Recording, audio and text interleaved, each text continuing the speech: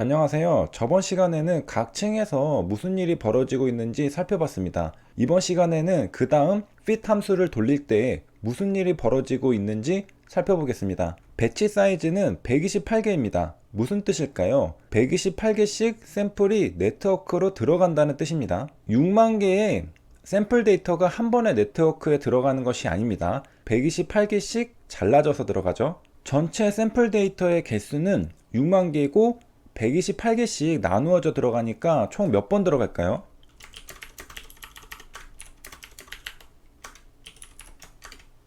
6만 나누기 128은 468.75가 나왔습니다. 소수점 0.75가 있죠. 그래서 총 몇 번 들어가냐면 469번 들어갑니다. 하나도 빼먹지 않고 들어가려면 소수점도 포함시켜 줘야 하죠.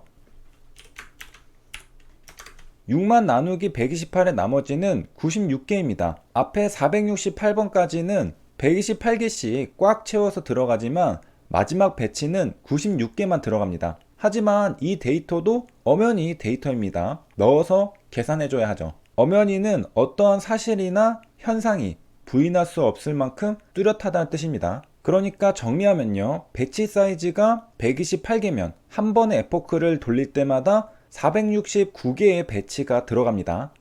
배치가 한 번 들어갈 때마다 네트워크는 가중치를 업데이트 할 겁니다. 그렇다면 한 번에 에포크를 돌릴 때 469번 업데이트가 일어난다는 뜻이죠. 그런데 우리는 에포크를 5번 돌렸습니다. 전체 데이터를 5번 돌렸다는 것이죠.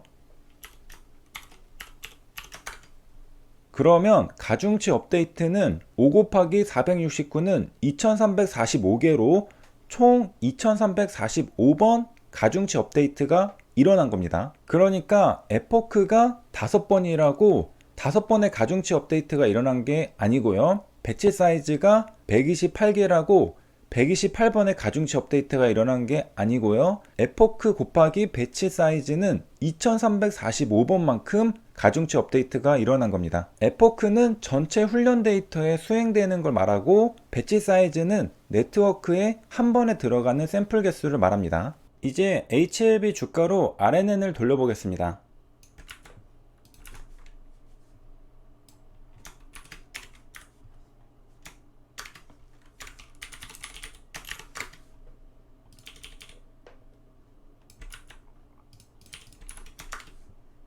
예제 데이터 구조와 저의 데이터 구조가 똑같죠? 프리 프로세싱을 해줍니다. 전처리하는 겁니다.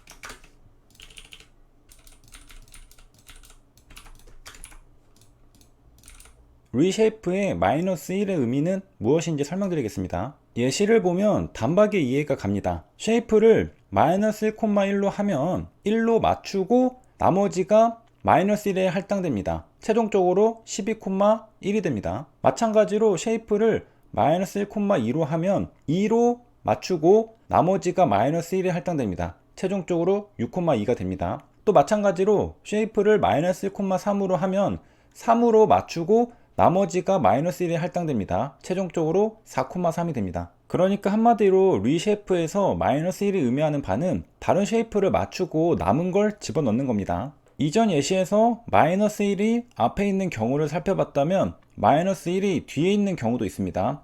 1, 마이너스 1은 앞에 1을 맞추고 나머지를 할당해서 최종적으로 1,12가 됩니다. 2, 마이너스 1은 앞에 2를 맞추고 나머지를 할당해서 최종적으로 2,6이 됩니다. 3, 마이너스 1은 앞에 3을 맞추고 나머지를 할당해서 최종적으로 3,4가 됩니다. 우리의 예시는 앞에 마이너스 1을 넣었으니 뒤에 1을 맞추고 나머지를 할당한 경우입니다.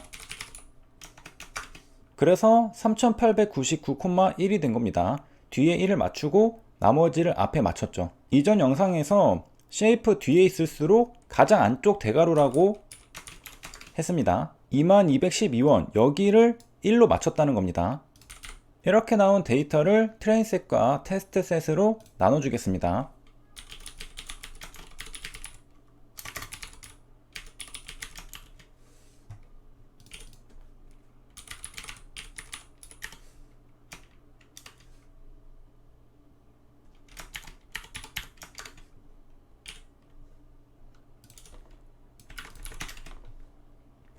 전체 샘플 데이터 개수는 3899개인데 80%는 트레인 셋으로 할당하고 나머지 20%는 테스트 셋으로 할당하려고 합니다.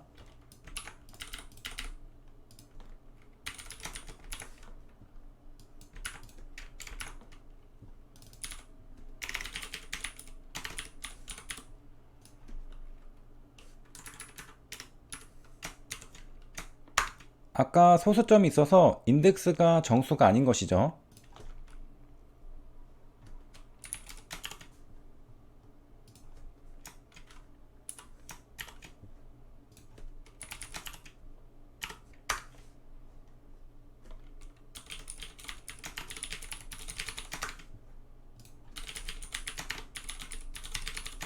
이렇게 3119개의 트레인셋과 780개 테스트셋으로 나누었습니다. 스케일링을 해줍니다.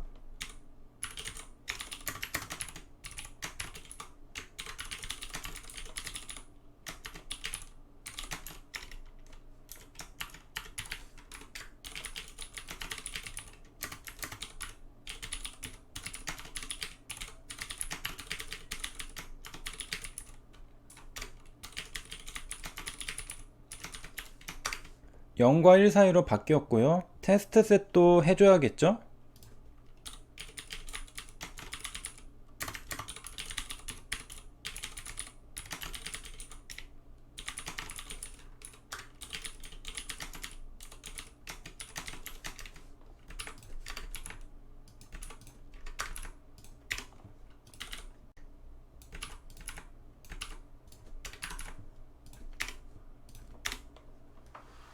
코드를 예쁘게 합쳐주려고 보니까 함수도 다르고 생각해보니 따로 구분해야 합니다. 여기 보면 fit transform이 있고 transform이 따로 있습니다. 트레인셋으로 학습한 걸로 민맥스를 적용해야겠죠. 좀 더 구체적으로 왜 트레인 데이터셋에서만 fit transform 메서드를 사용할까요? 메서드는 두 개입니다. fit transform 메서드와 그냥 transform 메서드입니다. 차이가 분명 있겠죠? fit 하는 게 빠져 있는 겁니다. 왜 fit 하면 안 될까? 곰곰이 생각해보면 답은 나옵니다. 트레이닝 데이터에서만 fit 하고요. 테스트 데이터에서는 fit 하지 않고 트랜스폼만 합니다. 우리가 모델을 돌릴 때 트레이닝 데이터만 우리 손에 존재하는 데이터입니다. 테스트 데이터는 앞으로 마주칠 데이터이므로 현재 상태에서는 알 수가 없는 모르는 데이터죠. 그래서 현재 우리 손에 쥐어진 트레이닝 데이터로 학습한 값으로 스케일링 해야 하는 겁니다. 모르는 테스트 데이터로 학습할 수조차 없으며 해석도 안 되죠. 테스트 데이터는 서프라이즈한 데이터입니다. 이 데이터마저 학습하게 된다면 우리의 모델은 처음 보는 데이터에 대해서 얼마나 성능이 좋은지 알 수 없게 되는 것입니다. 실험실에서 성과가 엄청나게 나오는데 실전에서는 그 성과를 보여주지 못하는 걸 아무도 바라지 않겠죠. 그래서 연습을 실전처럼 하기 위해서 테스트 데이터는 건드리면 안 되는 겁니다. 따로 떼어 놓았다가 정말 테스트할 때 사용해야 하죠. 그래서 fit transform으로 학습할 때는 반드시 트레인 데이터만 사용합니다. 그래서 트레인 데이터에서는 fit transform을 사용하고 테스트 데이터에서는 transform만 사용하는 겁니다. 이렇게 스케일링까지 했다면 이제 RNN에 집어넣기 위한 데이터셋을 예쁘게 만들어 줍니다. 50개씩 집어넣어 줍니다.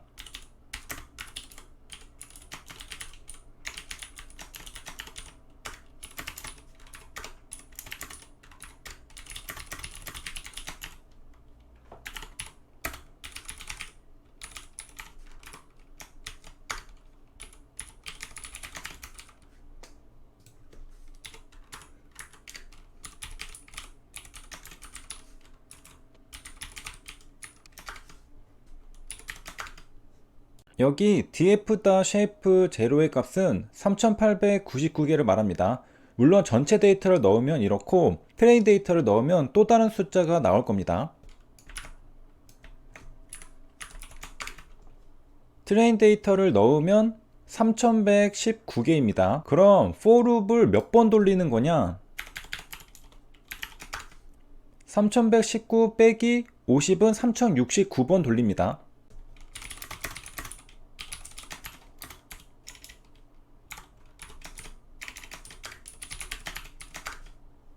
for loop을 1에서 8까지 돌릴 때 8 빼기 1은 7이니까 총 7번 돌아갑니다. 마찬가지로 for loop을 50에서 3119까지 돌릴 때 3119 빼기 50은 3069니까 총 3069번 돌아갑니다.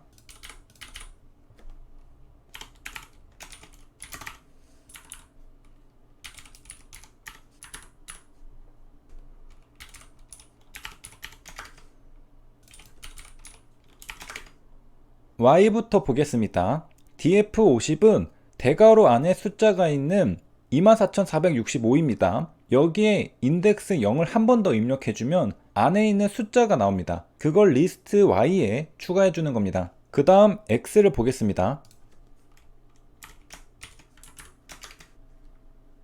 50 빼기 0은 50이니까 50개만큼 대괄호 안에 숫자가 들어있습니다. 그리고 인덱스 0을 한 번 더 입력해주면 안에 있는 숫자가 나옵니다. 이걸 리스트 X에 추가해주는 겁니다. 첫 번째 X와 Y에 들어가는 값은 다음과 같습니다. 인덱스 50 미만이니까 df50은 X에 들어가지 않습니다. 반면에 Y에는 들어갑니다. 그러니까 우리가 무엇을 하고자 하는지 알 수 있겠죠. 앞선 50개의 주가 데이터로 그 다음날 주가를 맞춰보려는 겁니다.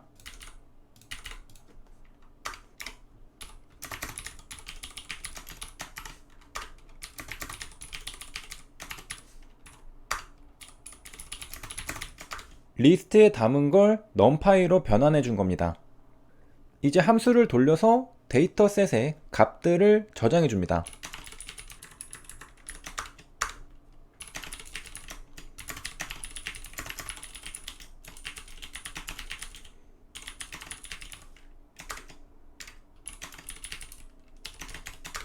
이렇게 50개의 X 데이터가 할당되었습니다. 이렇게 한 개의 Y 데이터가 할당되었습니다. 테스트 데이터도 마찬가지로 적용시켜 줍니다.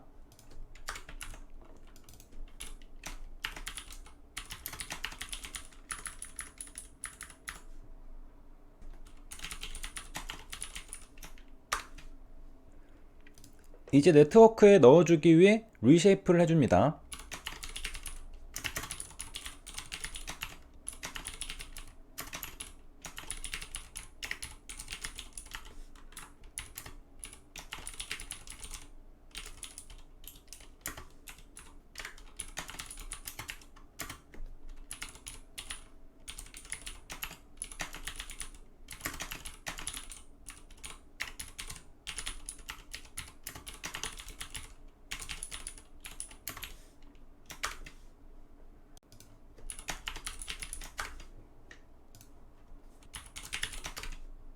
X트레인 데이터의 쉐이프입니다.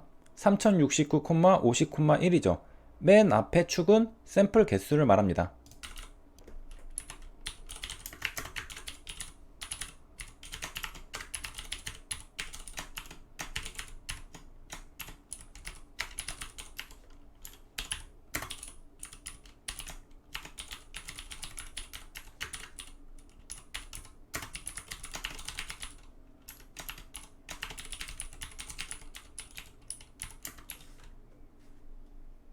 RNN인 줄 알았는데 LSTM이었네요. 여기 인풋 쉐이프를 보면 샘플 개수는 빠져 있습니다. 이건 뒤에 배치 사이즈에서 정해줄 겁니다. 네트워크에 한 번에 몇 개씩 데이터가 들어갈지 정해주는 건 뒤에 하는 것이죠. 그래서 쉐이프 1, 1만 인풋 쉐이프에 적어줬습니다. 그러니까 쉐이프 0은 빠지고 뒤에 두 개만 적어준 것이죠.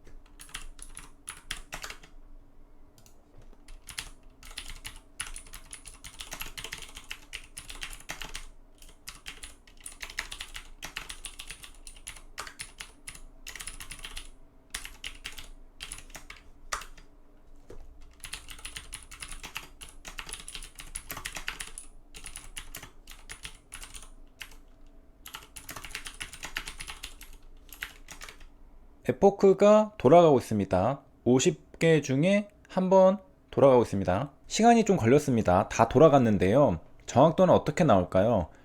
다시 위로 올라가서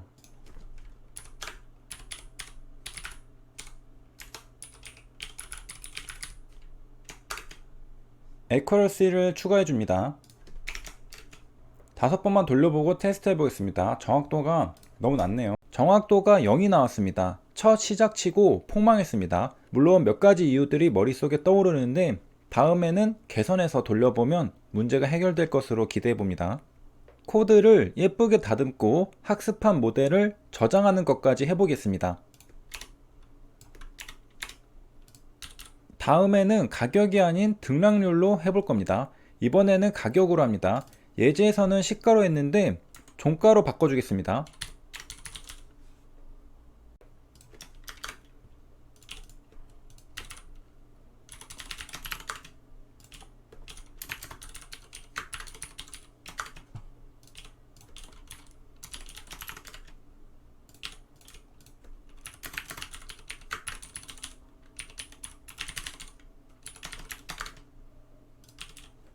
예제 코드에서는 점 values를 찍어줬는데요. 이런 차이점이 있습니다. A는 인덱스가 있고 숫자들이 나오고요. B는 인덱스 없이 어레이로 숫자들이 나옵니다.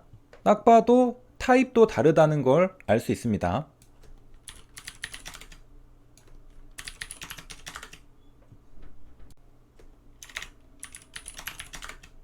A는 시리즈고 B는 배열입니다. 정리해줍니다.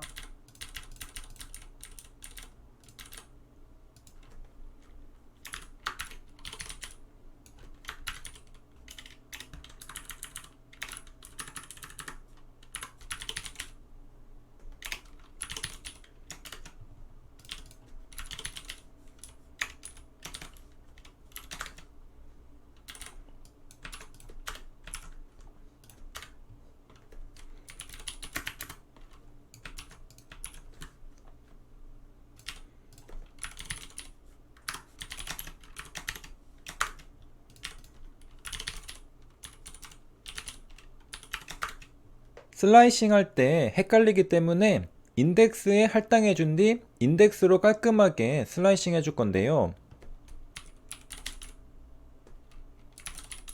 예제 코드에서는 쉐이프 제로를 사용했으나 램 함수가 좀 더 보기 좋습니다. 둘 다 값은 똑같아요.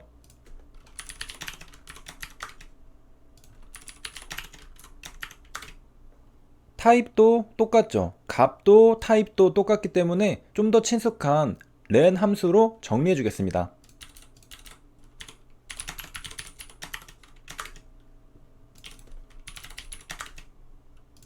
그리고 mp.array도 삭제해 주겠습니다. 어차피 클로스는 데이터 타입이 array입니다.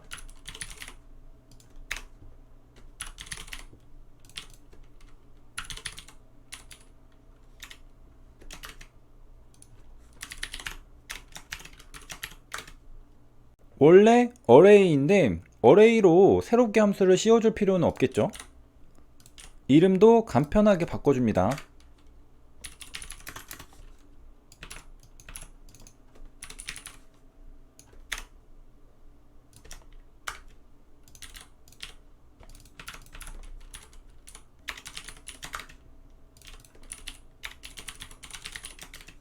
깔끔하게 분할되었습니다. 스케일링하는 코드도 정리해줍니다.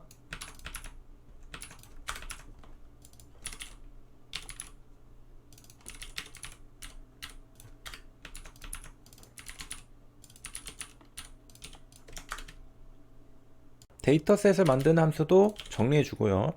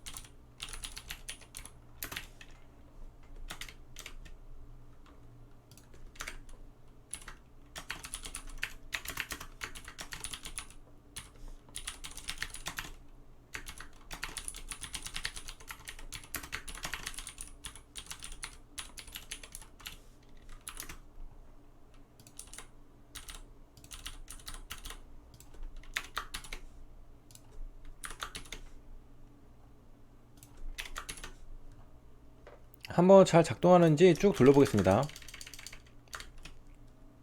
작동합니다. 이렇게 만든 모델을 저장할 수도 있는데요.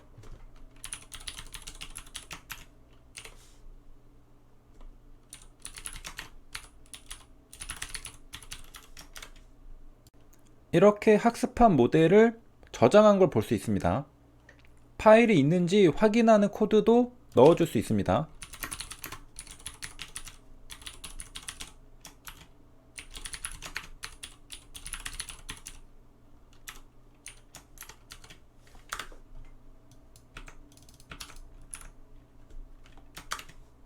오후 2시 2분에 마지막 수정 날짜가 있죠. 실행해 보면요, 이미 파일이 있으니까 저장되진 않을 겁니다. 오후 2시 2분 그대로죠. 그런데 저 if 난문 없이 그냥 저장하면요, 오후 2시 6분으로 다시 저장된 걸 볼 수 있습니다. 그러니까 파일이 있으면 저장하지 않는 코드는 잘 작동합니다.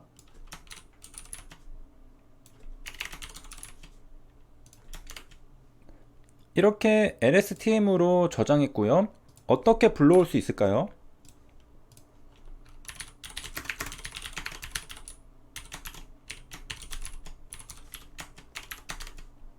불러온 모델로 예측하는 건 이렇게 합니다.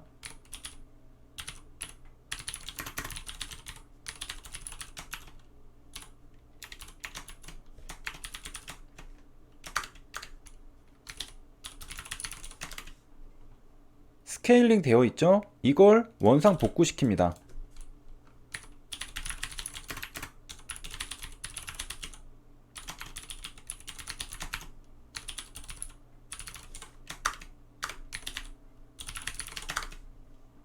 원상 복구 되었죠.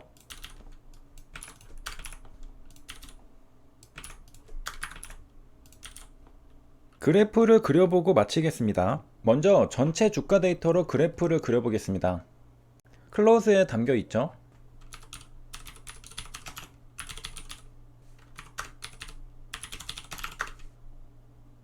DF로도 그릴 수 있습니다.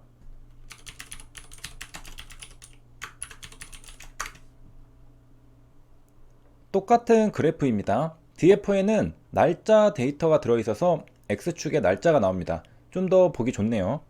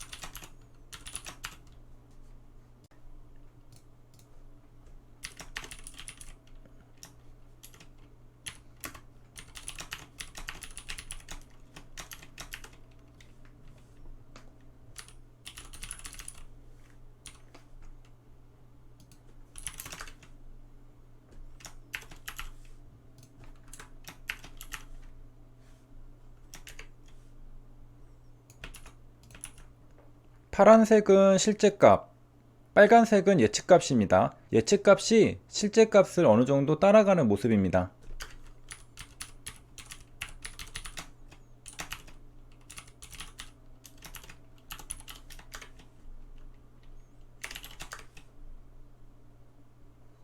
이렇게 해서 이번 시간에는 LSTM을 한번 돌려보았고 그래프까지 그려보았습니다. 차근차근 빈 곳을 채워나가면서 성능을 높여보겠습니다. 여기까지 시청해주셔서 감사합니다.